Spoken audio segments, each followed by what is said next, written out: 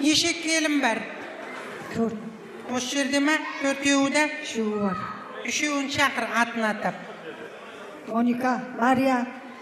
Кім дейді? Мария. Моника? Моника мен Мария бір адам ба? Адам бір. Моника, сосын? Жанар. Джоника. Сосын? Жанар. Сосын? Асия. Асия. Асика. Сол 12 мен 28 жылдың арасында осы үшеуі сен туралы не ойлайтынын білесің ба, Зылиқа? Иә. Не ойлайды? Депутаттарға не ойлайды? Мен жақсылығымды ойлайды, жақсылығымды ойлайды. Кім ойлайды? Үшеуі ме? Үшеуі де. Просто солай ойлайсың сен. Біліп берейін ба? Біліп бер.